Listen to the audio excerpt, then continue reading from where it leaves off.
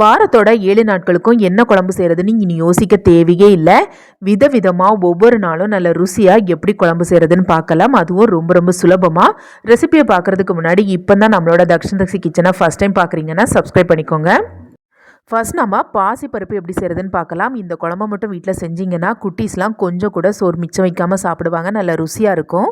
இதை செய்கிறதுக்கு ஒரு குக்கரை எடுத்துகிட்டு அதில் 3/4 கப் அளவுக்கு சிறுபத்தம் பருப்பு சேர்த்துக்கோங்க. அதாவது பாசிப்பருப்பு அளந்து சேர்த்துக்கோங்க. இப்போ இதோட தண்ணி சேர்த்துட்டு நல்லா அலசி கழுவிக்கோங்க. ஒரு 2-3 தண்ணி நல்லா மாற்றி அலசி கழுவுனதுக்கு அப்புறமா இதோட 2 பச்சை மிளகாய், 10 போல் சின்ன உள்ளியை தோலை உரித்து சேர்த்துக்கோங்க. கூடவே 10 பல்லு பூண்டையும் தோல் உரித்து சேர்த்துக்கோங்க. 1/2 டீஸ்பூன் மஞ்சள் பொடி சேர்த்துக்கோங்க. இப்போ எந்த கப்பால் பாசிப்பருப்பு அளந்து எடுத்தீங்களோ அதே கப்புக்கு 1/4 கப்பு தண்ணி சேர்த்துட்டு மூடி போட்டுட்டு 5 விசில் மிதமான தீயில வச்சு வேக வச்சுக்கோங்க. 5 விசில் வந்துட்டு ப்ரெஷர் தானாக ரிலீஸ் ஆனதுக்கு அப்புறமா திறந்துக்கோங்க. இப்போ பாருங்கள், பாசிப்பருப்பு நல்லா சாஃப்டாக குழைவாக வெந்திருக்கு. இப்போ ஒரு கரண்டி வச்சு இதை நல்லா கலந்து விட்டு லைட்டாக மசிச்சு எடுத்துக்கோங்க. தேவைப்பட்டால் கொஞ்சமாக தண்ணி சேர்த்து மசிச்சு எடுத்துக்கோங்க. பாருங்கள், இப்போ இதை நல்லா மசிச்சதுக்கு அப்புறமா இதோட ஒரு மீடியம் சைஸ் தக்காளியை இது மாதிரி பொடியாக நறுக்கி சேர்த்துக்கோங்க. கூடவே பருப்பு குழம்புக்கு தேவையான அளவுக்கு தண்ணி சேர்த்துக்கோங்க. நான் வந்துட்டு 1/2 லிட்டர் தண்ணி சேர்த்துக்கிறேன். ஸ்டார்டிங்கில் கொஞ்சம் லூஸாக இருக்கிற மாதிரியே பார்த்து தண்ணி சேர்த்துக்கோங்க. இதை நம்ம கொதிக்க வைக்கும்போது கொஞ்சம் இது இறுகி வரும். தண்ணி சேர்த்ததுக்கு அப்புறமா இதுக்கு தேவையான அளவுக்கு உப்பு சேர்த்துக்கோங்க. 1/2 டீஸ்பூன் வத்தல் பொடி சேர்த்துக்கோங்க. 1/4 டீஸ்பூன் மல்லிப்பொடி சேர்த்துக்கோங்க. 1/2 டீஸ்பூன் பெருஞ்சீரகம் பொடி சேர்த்துக்கோங்க. சேர்த்துட்டு இதை நல்லா கலந்து விட்டுடுங்க. இப்போ ஸ்டவ்வை ஆன் பண்ணிவிட்டு நாம் தக்காளி சேர்த்துருந்தோம்ல, தக்காளி கொஞ்சம் சாஃப்டாக வேகிற வரைக்கும் இதை கொதிக்க வச்சு வேக வச்சுக்கோங்க. தக்காளி ஓரளவுக்கு வெந்ததுக்கு அப்புறமா இதை இறக்கி வச்சுட்டு அடுப்பில் ஒரு சின்ன தடுக்கா பேன் வச்சுட்டு 2 ஸ்பூன் தேங்காய் எண்ணெய் சேர்த்துக்கோங்க. எண்ணெய் நல்லா சூடானதும் 1/2 டீஸ்பூன் கடுகு சேர்த்து பொரிச்சுக்கோங்க. கூடவே 2 வத்தல், 2 கொத்து கருவேப்பிலை சேர்த்துட்டு லைட்டாக கலந்து விட்டுட்டு அடுப்பை ஆஃப் பண்ணிவிடுங்க. இப்போ அடுப்பை ஆஃப் பண்ணிவிட்டு இதோட 1/2 டீஸ்பூன் காயப்பொடி சேர்த்துட்டு இதை லைட்டாக கலந்து விட்டுடுங்க. இப்போ இதை அப்படியே கொண்டுட்டு போயிட்டு குழம்போட சேர்த்துடுங்க. கூடவே 1 டீஸ்பூன் நெய் சேர்த்துக்கோங்க. நெய் சேர்க்கறதுனால நல்ல வாசனையாக ரொம்ப ருசியாக இருக்கும். இப்படி குழம்போட சேர்த்துக்கோங்க. இல்லைனா சோறோட குழம்பு ஊற்றி சாப்பிடும்போது கூடவே நெய் ஊற்றி பரிமாறலாம். ரொம்ப ருசியாக இருக்கும். கண்டிப்பாக வீட்டில் செஞ்சு பாருங்கள். செஞ்சு பார்த்துட்டு இந்த குழம்பு எப்படி இருந்துச்சு அப்படிங்கிறத மறக்காமல் கமெண்டில் ஷேர் பண்ணுங்கள். அடுத்து நாம் கொங்கு நாட்டு ஸ்பெஷல் பச்சை பயிறு குழம்பு எப்படி செய்கிறதுன்னு பார்க்கலாம். இது சாப்பிட்றதுக்கு நல்ல ருசியாக இருக்கும். இது சாதத்து கூட மட்டும் இல்லாமல் இட்லி, தோசை, சப்பாத்தினி எல்லாத்துக்கூடையும் வச்சு சாப்பிடலாம். ஒரு கடாய் எடுத்து சூடு பண்ணிவிட்டு 1 கப்பு சிறுபயிறு சேர்த்துக்கோங்க. சேர்த்துட்டு மிதமான தீயில வச்சுட்டு சிறுபயிறு லைட்டாக வாசனை வர வரைக்கும் வறுத்துக்கோங்க. ரொம்ப நேரம் வறுக்க வேண்டாம். லைட்டாக வாசனை வந்ததும் அடுப்பை ஆஃப் பண்ணிடுங்க. இப்போ இது நல்லா வாசனை வர ஆரம்பிச்சிருச்சு. இப்போ அடுப்பை ஆஃப் பண்ணிவிட்டு இது எல்லாத்தையுமே ஒரு குக்கருக்கு மாற்றிடலாம். கூடவே தண்ணியை சேர்த்துட்டு இதை லைட்டாக நல்லா அலசி கழுவிக்கோங்க. இப்போ இதை ஒரு வாட்டி கழுவுனதுக்கு அப்புறமா இது கூட 3 கப்பு தண்ணி சேர்த்துக்கோங்க. கூடவே 1/2 டீஸ்பூன் மஞ்சள் பொடி, நல்லா பழுத்த தக்காளியில் 3 தக்காளியும் சேர்த்துட்டு குக்கரை மூடிட்டு விசிலையும் வச்சுட்டு 7லிருந்து 8 விசில் வர வரைக்கும் வேக வச்சுக்கோங்க. 8 விசில் வந்ததுக்கு அப்புறமா ப்ரெஷர் ரிலீஸ் ஆனதுக்கு அப்புறமா திறந்துக்கோங்க. இப்போ சிறுபேறு வேகக்கூடிய அதே நேரத்தில் ஒரு இடிக்கல்லில் 2 ஸ்பூன் மல்லி சேர்த்துக்கோங்க. சேர்த்துட்டு 1-2 உடையிற மாதிரி இதை இடிச்சு எடுத்துக்கோங்க. நல்லா தூள் மாதிரி ஆக்க வேண்டாம். பாருங்க, இது போல 1-2 ஆனதும் இது கூட 1 ஸ்பூன் சீரகமும் சேர்த்துட்டு லைட்டா இடிச்சு எடுத்துக்கோங்க. இப்போ இடிச்சு எடுத்தது எல்லாத்தையுமே ஒரு தட்டுக்கு மாத்திட்டு ஒரு பக்கமா வச்சுக்கோங்க. பாருங்க, ரொம்பலாம் இடிக்கல, லைட்டா தான் இடிச்சு எடுத்து வச்சிருக்கேன். இப்போ இது இருக்கட்டும். இப்போ அதே இடிக்கல்ல 10 பல்லு பூண்டையும் தோலை உரிச்சிட்டு அதையும் 1-2 ஆகிற மாதிரி இடிச்சு எடுத்துக்கோங்க. இடிச்சிட்டு அதையும் ஒரு தட்டில் எடுத்து மாத்திக்கோங்க. இப்போ இடிச்சு வச்சது எல்லாமே ஒரு பக்கமா இருக்கட்டும். இப்போ 8 விசில் வந்ததுக்கு அப்புறமா ப்ரெஷர் தானா ரிலீஸ் ஆனதுக்கு அப்புறமா குக்கரை திறந்திருக்கேன். பாருங்க, சிறுபயிறு சூப்பராக நல்லா சாஃப்டாக வெந்து வந்திருக்கு. இந்த பக்கம் வர வரைக்கும் இதை நம்ம வேக வச்சுக்கணும். இப்போ இது இருக்கட்டும். இப்போ அடுப்புல கடாய் எடுத்து வச்சுட்டு கடாய் நல்லா சூடானது 3 ஸ்பூன் எண்ணெய் சேர்த்துக்கோங்க. எண்ணெய் நல்லா சூடானதுக்கு அப்புறமா நம்ம ஏற்கனவே இடிச்சு வச்சிருக்கோம்ல மல்லியும் சீரகமும் அதை சேர்த்துட்டு லைட்டா வதக்கி விட்டுக்கோங்க. இது வதங்கினதுக்கு அப்புறமா இடிச்சு வச்சிருக்க பூண்டையும் சேர்த்துக்கோங்க. சேர்த்துட்டு கூடவே 1/2 டீஸ்பூன் காயப்பொடி சேர்த்துக்கோங்க. எந்த பொடி இல்லை, அதனால துண்டு காயம் இருந்துச்சு, அதை லைட்டாக இடிச்சிட்டு சேர்த்துக்கிறேன். சேர்த்துட்டு பூண்டோட பச்சை வாசனை போகிற வரைக்கும் இதை நல்லா வதக்கி விட்டுக்கோங்க. இப்போ 5 மிளகாயை இது மாதிரி சின்ன சின்னதாக நறுக்கி சேர்த்துக்கோங்க. நாம இதுக்கு வந்து மசாலா எதுவுமே சேர்க்க போறதில்ல. இந்த பச்சை மிளகாயோட காரம் தான், அதனால உங்க காரத்துக்கு ஏற்ப பச்சை மிளகாய் நறுக்கி சேர்த்துக்கோங்க. மிளகாயை லைட்டா வதக்கி விட்டுட்டு 15 to 20 சின்ன உள்ளியை இது மாதிரி நீல வாக்கில் நறுக்கிட்டு சேர்த்துக்கோங்க. கூடவே 2-3 கொத்து கருவேப்பிலையும் சேர்த்துட்டு உள்ளியோட கலர் நல்லா மாற வரைக்கும் இதை நல்லா வதக்கிக்கோங்க. இது போல நல்லா சாஃப்டா வதங்கிட்டு கண்ணாடி பக்கம் வர வரைக்கும் வதக்கி எடுத்துக்கோங்க. இந்த அளவுக்கு நல்லா வதங்கினதுக்கு அப்புறமா நம்ம ஏற்கனவே வேக வச்சு எடுத்து வச்சிருந்தோம்ல சிறுபயிறு, அது எல்லாத்தையுமே இப்ப சேர்த்துடலாம். சேர்த்துட்டு லைட்டா கலந்து விட்டுட்டு குழம்புக்கு தேவையான அளவுக்கு தண்ணி சேர்த்துக்கோங்க. குழம்பு ரொம்ப கெட்டியாவும் இருக்கக்கூடாது, ரொம்ப தண்ணியாவும் இருக்கக்கூடாது, ஓரளவுக்கு கொஞ்சம் மீடியமா இருக்கணும். அதனால தேவைக்கு ஏற்ற மாதிரி பார்த்து தண்ணி சேர்த்துக்கோங்க. ஃபர்ஸ்ட் நான் ஒரு 1/2 லிட்டர் தண்ணி சேர்த்திருந்தேன். தண்ணி இப்போ கொஞ்சம் பத்தலை. இப்போ மறுபடியும் கொஞ்சமா தண்ணி சேர்த்துக்கலாம். மொத்தமா 3/4 லிட்டர் அளவுக்கு தண்ணி சேர்த்திருப்பேன். தண்ணி சேர்த்ததுக்கு அப்புறமா குழம்புக்கு தேவையான அளவுக்கு உப்பையும் சேர்த்துட்டு லைட்டாக கலந்து விட்டுக்கோங்க. கலந்து விட்டுட்டு இந்த குழம்பு வந்து நல்லா தளன்னு கொதிச்சு வரணும். அது வரைக்கும் கொதிக்க வச்சுக்கோங்க. இப்போ நடுவில் கொதிக்குது, இது எல்லாமே சுற்றி ஓரங்கள் எல்லாமே இது மாதிரி ஒரே மாதிரி கொதிக்கணும். அது வரைக்கும் இதை நல்லா கொதிக்க வச்சுக்கோங்க. ஹை ஃப்ளேமில் வச்சு கொதிக்க வச்சுக்கோங்க. இது போல் நல்லா கொதிச்சு வந்ததுக்கு அப்புறமா உப்பு போதுமா அப்படிங்கிறத செக் பண்ணிக்கோங்க. உப்பு பத்தலைன்னா உப்பு சேர்த்துக்கோங்க. இப்போ நல்லா கொதிச்சதுக்கு அப்புறமா அடுப்பு ஆஃப் பண்ணிட்டு ஒரு கைப்பிடி மல்லிக்கீரையை சின்ன சின்னதாக நறுக்கி சேர்த்துக்கோங்க. இப்போ இந்த குழம்பு எல்லாத்தையுமே சிறுபயிறு வேக வச்சிருந்தா அந்த குக்கருக்குள்ள சேர்த்துக்கோங்க. அப்படி இல்லைன்னா கொஞ்சம் அடிக்கனமான குறுகின பாத்திரமா கொஞ்சம் இருக்கிற மாதிரி பார்த்து எடுத்து அந்த பாத்திரத்துக்குள்ள சேர்த்துக்கோங்க. இனி உங்ககிட்ட மத்து இருந்துச்சுன்னா மத்து வச்சு இதை நல்லா கடைஞ்சி எடுத்துக்கோங்க. மத்து இல்லாதவங்க மேஷர் வச்சு இதை நல்லா கடைஞ்சி எடுத்துக்கோங்க. எந்த அளவுக்கு இதை நல்லா கடைஞ்சி எடுக்கிறீங்களோ அந்த அளவுக்கு இந்த குழம்போட சுவை ரொம்ப அட்டகாசமா இருக்கும். அது நல்லா சாஃப்டா மாவாக்குற மாதிரி நல்லா கடைஞ்சி எடுத்துக்கோங்க. முடிஞ்ச அளவுக்கு இதை நல்லா கடைஞ்சி எடுத்துக்கோங்க. நாம கடையும் போதே இந்த தக்காளி, பூண்டு, புள்ளி எல்லாமே நல்லா கடைஞ்சி போகும். அந்த அளவுக்கு நல்லா கடைஞ்சி எடுத்துக்கோங்க. பாருங்க குழம்பு இப்போ சூப்பராக இருக்கு. இதோட பக்குவத்தை பாருங்க, இந்த அளவுக்கு கெட்டியா இருக்கணும். அப்போதான் டேஸ்ட் ரொம்ப நல்லா இருக்கும். சூடு ஆறும்போது இன்னமும் இறுகி வரும். அவ்வளவுதான். இனி நீங்க சூடான சாதத்துக்குடியோ இட்லி, தோசை, சப்பாத்தி, புரினி எது கூட வேணாலும் இதை நீங்க வச்சு சாப்பிடலாம். ரொம்ப சுவையா இருக்கும். சோறு கூட வச்சு சாப்பிட்றதா இருந்தா இந்த வெறும் குழம்புமே போதும், அட்டகாசமா இருக்கும். பெரிய அளவுல மசாலா எதுவுமே சேர்க்கல. இந்த குழம்பு வீட்டில் செஞ்சுட்டு சாப்பிட்டு பாருங்க. ஸ்டார் ஹோட்டல்ல சாப்பிட்ற ஃபீல் அப்படியே இருக்கும். செஞ்சு பார்த்துட்டு எப்படி இருந்துச்சு அப்படிங்கிறத மறக்காம கமெண்ட்ல ஷேர் பண்ணுங்க. சோறு கூட குழம்பு ஊற்றி சாப்பிடும்போது கொஞ்சமா எண்ணெயும் ஊற்றி சாப்பிட்டு பாருங்க, செம்ம டேஸ்டா இருக்கும். அடுத்து நாம ரொம்ப ருசியான அன்னாசி பழம் மோர் குழம்பு எப்படி செய்யறதுன்னு தான் பார்க்க போறோம். இதை செய்யறது ரொம்ப ஈஸி. இந்த சுவையான மோர் குழம்பு செய்யறதுக்கு அன்னாசி பழத்தோட தோலை எடுத்துட்டு இந்த மாதிரி பொடி துண்டுகளா கட் பண்ணிக்கோங்க. பாதி அன்னாசி பழத்தை கட் பண்ணிக்கிட்டா போதும். இப்போ கட் பண்ணி வச்சிருக்கிறதுல இருந்து 2 டேபிள் ஸ்பூன் எடுத்து ஒரு மிக்ஸி ஜார்ல சேர்த்துட்டு கொஞ்சமா தண்ணி சேர்த்துட்டு நல்லா அரைச்சிடுங்க. இப்போ மீதி இருக்கிறது எல்லாத்தையுமே ஒரு கடாயில சேர்த்துட்டு இப்போ அரைச்சி வச்சிருக்க அன்னாசி பழம் ஜூஸையும் சேர்த்துக்கோங்க. மிக்ஸி ஜார்லயும் கொஞ்சமா தண்ணி விட்டு அலசி அந்த தண்ணியை இது கூட சேர்த்துக்கோங்க. மொத்தமா 1 கப் அளவுக்கு தண்ணி சேர்த்திருக்கேன். இப்போ ஸ்டவ் ஆன் பண்ணிக்கோங்க. இப்போ இதுக்கு தேவையான அளவுக்கு உப்பு கொஞ்சமா சேர்த்துக்கோங்க. கூடவே 1/2 டீஸ்பூன் மஞ்சள் பொடி, 1/2 டீஸ்பூன் வத்தல் பொடி சேர்த்துக்கோங்க. இது கூட இந்த அளவுக்கு ஒரு சின்ன துண்டு சர்க்கரை சேர்த்துக்கோங்க. சேர்த்துட்டு இதை நல்லா கலந்து விட்டுக்கோங்க. இப்போ இதை நல்லா கலந்ததுக்கு அப்புறமா மூடி போட்டுட்டு இதுல இருக்கிற தண்ணி எல்லாமே வத்துற வரைக்கும் இதை வேக வச்சுக்கோங்க. அது வேகக்கூடிய நேரத்திலேயே மிக்ஸி ஜார்ல 10 சின்ன உள்ளியை தோலை உரிச்சிட்டு சேர்த்துக்கோங்க. ஒரு பல்லு பூண்டு சேர்த்துக்கோங்க. பாதி தேங்காவை துருவி சேர்த்துக்கோங்க.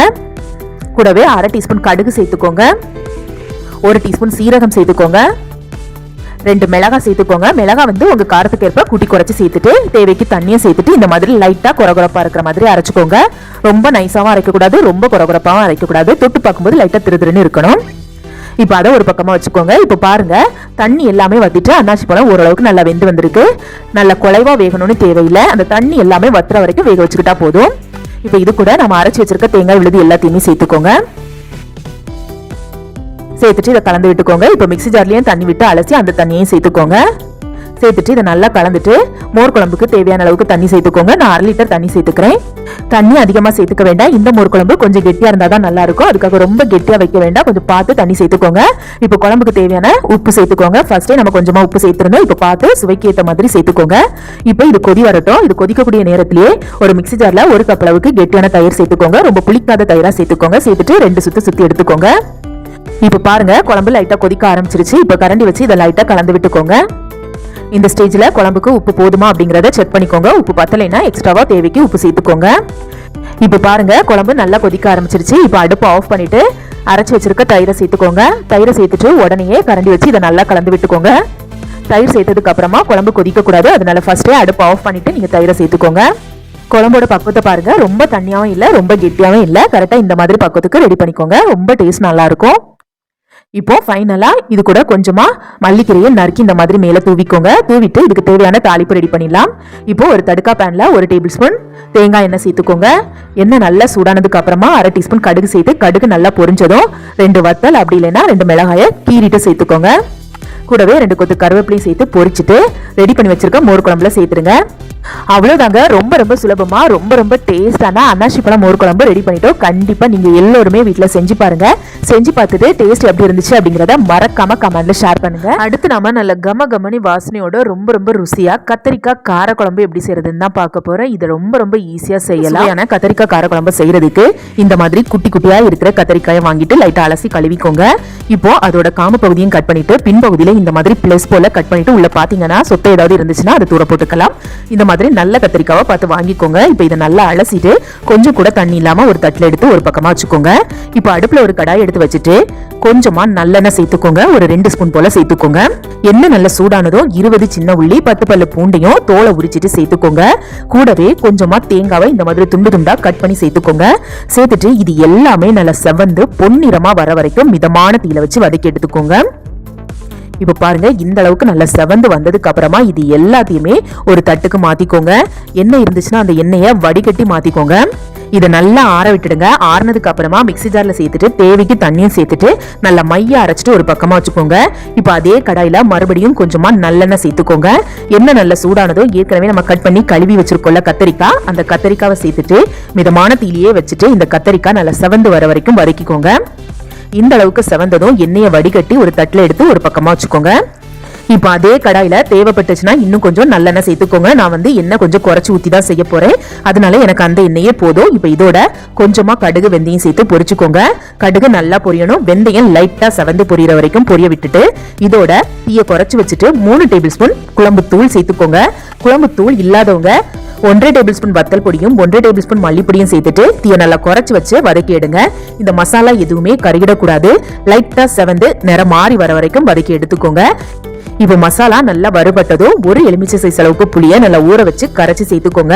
இந்த புளி கரைசலை சேர்க்கும் போது கொஞ்சம் கவனமா சேர்த்துக்கோங்க. இது நல்லா சூடா இருக்கிறதுனால கையில தெரிக்கிறதுக்கு வாய்ப்பு இருக்கு. இப்போ இதை நல்லா கலந்து விட்டுக்கோங்க. கலந்து விட்டுட்டு மூடி போட்டுட்டு எண்ணெய் பிரிஞ்சு வர வரைக்கும் வெயிட் பண்ணுங்க. இப்போ ஒரு 2-3 நிமிஷம் ஆச்சு. எண்ணெய் நல்லா ஓரங்கள்ல பிரிஞ்சு வந்திருக்கு பாருங்க. இப்போ ஒரு வாட்டி இதை கலந்து விட்டுக்கோங்க. இப்போ இதோட 2-3 கொத்து கருவேப்பிலை சேர்த்துக்கோங்க. கொஞ்சமா காயப்பொடி சேர்த்துக்கோங்க. நம்ம ஏற்கனவே சின்ன உள்ளி பூண்டு தேங்காய் வதக்கி வச்சிருந்தோம்ல, அதை இப்ப நல்லா நைஸா அரைச்சுக்கோங்க. குழம்புத்தூள் சேர்க்காம வத்தல் பொடி மல்லிப்பொடி மட்டும் சேர்த்தவங்க இதை அரைக்கும் போது கூடவே கொஞ்சமா பெருஞ்சீரகமும் சேர்த்து அரைச்சுக்கோங்க.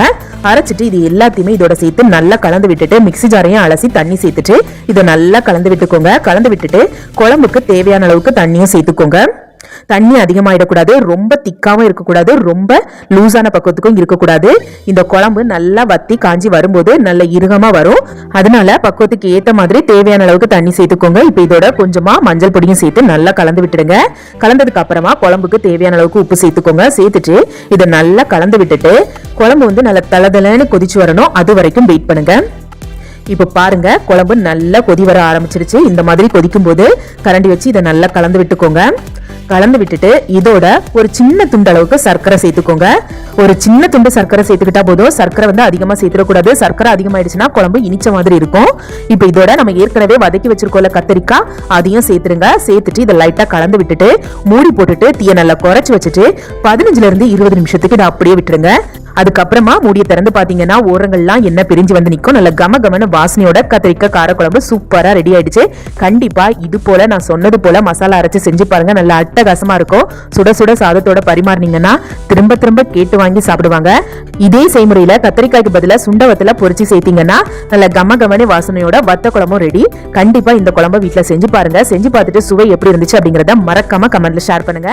வீட்டுல காய்கறி எதுவுமே இல்லைன்னா இந்த குழம்பு மட்டும் செஞ்சு கொடுங்க. இதுக்கு பெரிய அளவுல மசாலா கூட சேர்க்க வேண்டாம். ரொம்ப ஈஸியான குழம்பு.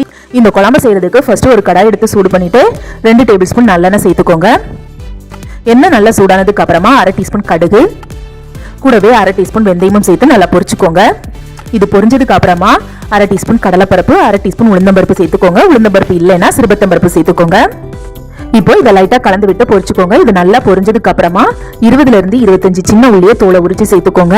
கூடவே 10 பல்லு பூண்டையும் தோலை உரிச்சு சேர்த்துட்டு இந்த பூண்டு சின்ன உள்ளி ரெண்டுமே லைட்டா செவந்து வர வரைக்கும் இதை நல்லா வதக்கிக்கோங்க. இந்த அளவுக்கு நல்லா செவந்து வந்ததுக்கு அப்புறமா இது கூட 2 கொத்து கருவேப்பிலை சேர்த்துக்கோங்க. கூடவே 10 பச்சை மிளகாய் சேர்த்துக்கோங்க. உங்களுக்கு காரம் வேணும் அப்படின்னு நினைச்சீங்கன்னா 15 வரைக்கும் சேர்த்துக்கலாம். இது கூடவே 1/2 டீஸ்பூன் காயப்பொடியும் சேர்த்துட்டு தீயை குறைச்சி வச்சு இதை கலந்து விட்டு இந்த மிளகாயோட கலர் லைட்டா சேஞ்ச் ஆகுற வரைக்கும் வதக்கிக்கோங்க. மிளகாயோட நிறம் லைட்டா மாறினதும் பெரிய எலுமிச்சை சைஸ் அளவுக்கு புளியை ஊற வச்சு கரைச்சி சேர்த்துக்கோங்க. கூடவே குழம்புக்கு தேவையான அளவுக்கு கல்லுப்பு சேர்த்துக்கோங்க. நீங்க யூஸ் பண்ற புளி புளிப்பு அதிகமா இருந்துச்சுன்னா புளியோட அளவை கொஞ்சம் குறைச்சிக்கோங்க. கூடவே குழம்புக்கு தேவையான அளவுக்கு தண்ணி சேர்த்துக்கோங்க. சின்ன கிளாஸுக்கு 2 கப் அளவுக்கு தண்ணி சேர்த்துட்டு குழம்பை இது போல நல்லா கொதிக்க விட்டுக்கோங்க. குழம்பு இந்த அளவுக்கு நல்லா கொதி வந்ததுக்கு அப்புறமா இது கூட ஒரு சின்ன துண்டு சர்க்கரை சேர்த்துக்கோங்க. சேர்த்துட்டு 10 இருந்து 15 நிமிஷத்துக்கு மூடி போட்டுட்டு தீயை நல்லா குறைச்சி வச்சு கொதிக்க வச்சுக்கோங்க.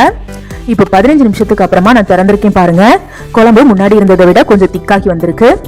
குழம்பு நல்லா கெட்டியா தொக்கு மாதிரி வேணும்னு நினைச்சீங்கன்னா தண்ணியோட அளவை குறைச்சிக்கோங்க. அப்படி இல்லைன்னா இன்னும் கொஞ்சம் நேரம் நல்லா கொதிக்க விட்டுக்கோங்க. இப்போ கடைசியா 1/2 டீஸ்பூன் காயப்பொடியும் சேர்த்துட்டு கொஞ்சமா நல்லெண்ணையும் ஊத்திக்கோங்க.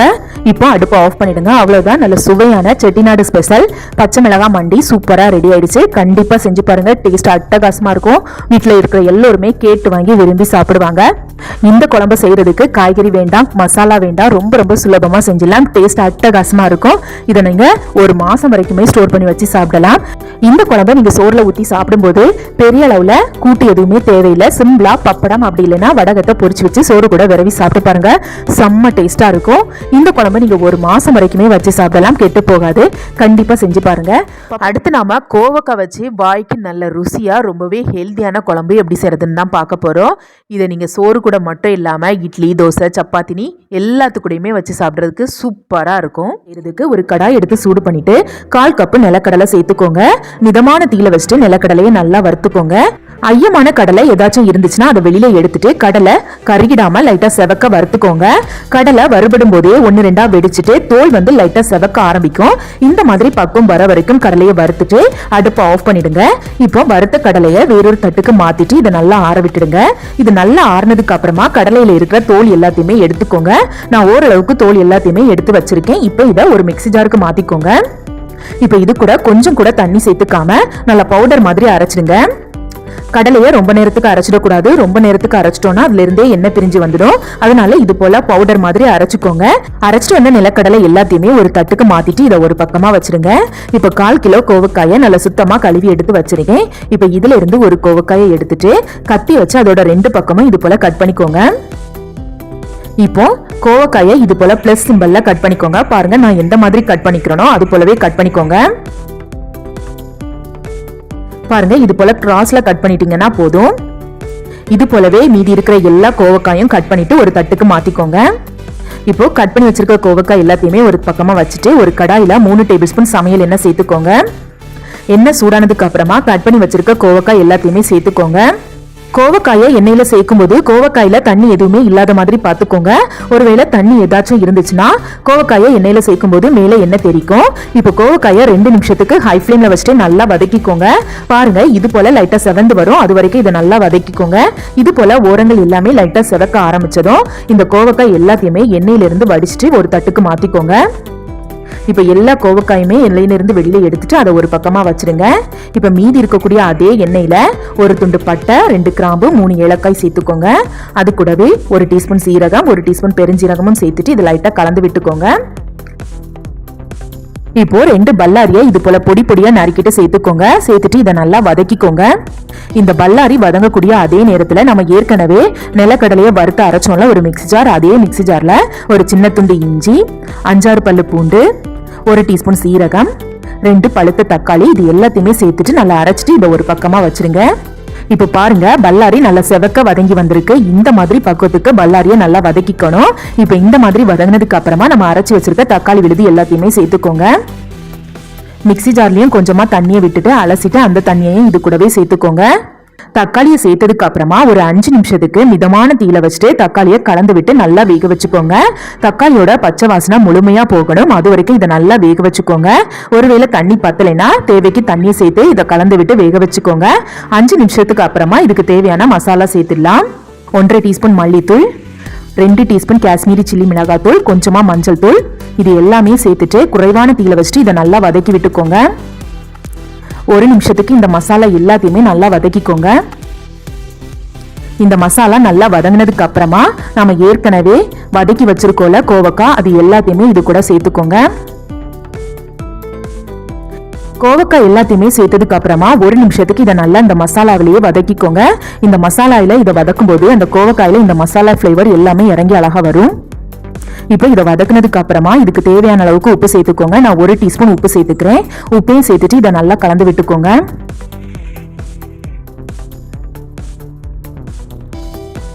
இப்போ இது கூட 1/4 கப்பு தண்ணி சேர்த்துக்கோங்க. தண்ணி சேர்த்துட்டு இதை நல்லா கலந்து விட்டுக்கோங்க. கலந்து விட்டுட்டு இந்த மசாலால இருந்து எண்ணெய் பிரிஞ்சு வரணும், அது வரைக்கும் மிதமான தீயில வச்சுட்டு இதை நல்லா வேக வச்சுக்கோங்க. இப்போ பாருங்க, இதுல இருந்து எண்ணெய் பிரிஞ்சு வர ஆரம்பிச்சிருக்கு. இந்த மாதிரி பக்கம் வந்ததுக்கு அப்புறமா இதை ஒரு வாட்டி கலந்து விட்டுட்டு நாம ஏற்கனவே வறுத்து பொடி பண்ணி வச்சிருக்கோம்ல நிலக்கடலை, அந்த பொடியை சேர்த்துக்கோங்க. நிலக்கடலை பொடி எல்லாத்தையுமே சேர்த்துட்டு இது கூட 1/2 டீஸ்பூன் கரம் மசாலா சேர்த்துக்கோங்க. கரம் மசாலாவை இந்த ஸ்டேஜ்ல சேர்த்து நம்ம வதக்கும் போது நல்லா வாசனையா இருக்கும். அது கூடவே 1/2 டீஸ்பூன் சீனியும் சேர்த்துட்டு இதை நல்லா கலந்து விட்டுக்கோங்க. நிலக்கடலையே நம்ம பவுடர் பண்ணி சேர்த்துருக்கிறதுனால இது அடிப்பிடிக்கிறதுக்கு வாய்ப்பு இருக்கு. அதனால மிதமான தீயில வச்சுட்டு இதை நல்லா கலந்து விட்டுக்கோங்க. குழம்போட பக்குவத்துக்கு ஏற்ற மாதிரி கொஞ்சம் கொஞ்சமா தண்ணியை சேர்த்துட்டு குழம்பு கெட்டியா வேணுமா தண்ணியா வேணுமான்னு பார்த்து சேர்த்துக்கோங்க. நான் 1 கப் அளவுக்கு தண்ணி சேர்த்துக்கிறேன். தண்ணியை மொத்தமா ஒரே நேரத்தில் சேர்த்துக்காதீங்க, கொஞ்சம் கொஞ்சமா தண்ணி சேர்த்துக்கோங்க. அப்பதான் குழம்போட பக்குவம் கரெக்டா தெரியும். தேவைக்கு தண்ணியை சேர்த்துட்டு கொஞ்சம் கூட கட்டிகள் எதுவுமே இல்லாம இதை நல்லா கலந்து விட்டுக்கோங்க. உப்போட சுவையும் பார்த்துக்கோங்க. உப்பு பத்தலைன்னா கொஞ்சமா உப்பு சேர்த்துட்டு இதை நல்லா கலந்து விட்டுக்கோங்க. இப்போ மூடி போட்டுட்டு ஒரு 5 நிமிஷத்துக்கு குறைவான தீயில வச்சு எண்ணெய் எல்லாமே பிரிஞ்சு வர வரைக்கும் வேக வச்சுக்கோங்க. இது வேகிற வரைக்கும் இடையிடையில மூடிய திறந்துட்டு கலந்து விட்டு வேக வச்சுக்கோங்க. அப்பதான் இது அடிப்பிடிக்காம இருக்கும். இப்ப பாருங்க, 5 நிமிஷத்துக்கு அப்புறமா எண்ணெய் எல்லாமே பிரிஞ்சுட்டு குழம்பு சூப்பரா ரெடி ஆகிருக்கு. மசாலாவை பாருங்க, பாக்குறதுக்கே ரொம்ப ரிச்சா இருக்கு. டேஸ்ட் ரொம்ப அட்டகாசமா இருக்கும். கண்டிப்பா ட்ரை பண்ணி பாருங்க. இப்போ ஒரு வாட்டி கலந்து விட்டுக்கோங்க. கலந்து விட்டதுக்கு அப்புறமா ஒரு சின்ன துண்டு இஞ்சியை இது போல நீலவாக்குல பொடியா நறுக்கிட்டு சேர்த்துக்கோங்க. அது கூடவே 2 பச்சை மிளகாய விதை எல்லாத்தையுமே நீக்கிட்டு இது போல நீலவாக்குல நறுக்கிட்டு சேர்த்துக்கோங்க. கொஞ்சமா மல்லி இலையை நறுக்கிட்டு தூவிக்கோங்க. தூவிட்டு இதை கலந்து விட்டுக்கோங்க. அவ்வளவுதான், ரொம்பவே சுவையான கோவக்காய் மசாலா சூப்பரா ரெடி ஆயிருக்கு. இதை நாம சப்பாத்தி கூட வச்சு சாப்பிடலாம், ரொம்ப டேஸ்டா இருக்கும். அடுத்து நாம நல்ல காரசாரமா கார குழம்பு எப்படி செய்யறதுன்னு தான் பார்க்க போறோம். இதை சாதத்தோட சாப்பிடும்போது சைடிஸ் கூட தேவையில்லை, அம்புட்டு ருசியா இருக்கும். ஃபர்ஸ்ட் இந்த கார குழம்பு செய்யறதுக்கு ஒரு கடாய் எடுத்து சூடு பண்ணிட்டு 1/2 டீஸ்பூன் பெருஞ்சீரகம், 1/2 டீஸ்பூன் சீரகம், 1/4 டீஸ்பூன் வெந்தயம், 1/4 டீஸ்பூன் கடுகு சேர்த்துட்டு நல்ல வாசனை வர வரைக்கும் வறுத்துக்கோங்க. நல்ல வாசனை வந்துட்டு கடுகு இது மாதிரி பொடு பொடுன்னு பொரிய ஆரம்பிக்கும். இந்த ஸ்டேஜ் வரைக்கும் வறுத்துட்டு இது கூட 1 கப் அளவுக்கு துருவிய தேங்காய் சேர்த்துக்கோங்க.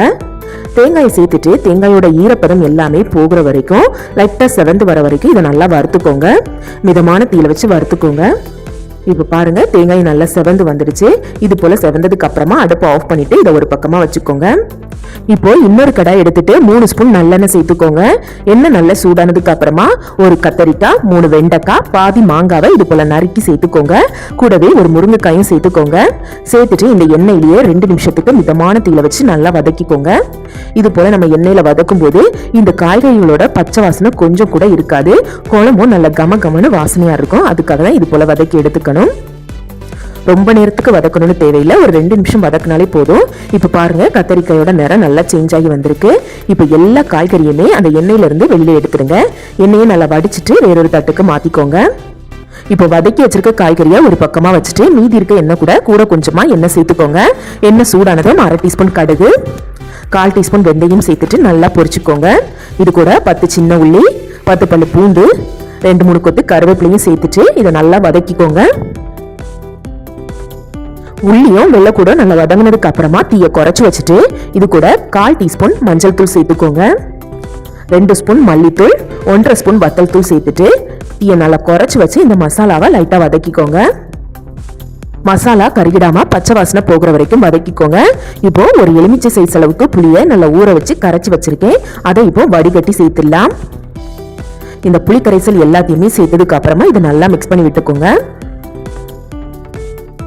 இப்போ இதை நல்லா மிக்ஸ் பண்ணி விட்டதுக்கு அப்புறமா தீயை குறைச்சி வச்சுட்டு மூடி போட்டுட்டு எண்ணெய் பிரிஞ்சு வர வரைக்கும் வேக வச்சுக்கோங்க. இப்போ பாருங்க, ஓரளவுக்கு எண்ணெய் பிரிஞ்சு வந்திருக்கு. இப்போ மறுபடியும் ஒரு வாட்டி நல்லா கலந்து விட்டுக்கோங்க. கலந்து விட்டதுக்கு அப்புறமா இது கூட ஒரு தக்காளி, 2 பச்சை மிளகாய் சேர்த்துக்கோங்க. இது கூடவே ஏற்கனவே நம்ம வதக்கி வச்சிருக்கோம்ல காய்கறி, அதையும் சேர்த்துக்கோங்க. சேர்த்துட்டு இந்த மசாலாவிலேயே இதை நல்லா மிக்ஸ் பண்ணி விட்டுக்கோங்க.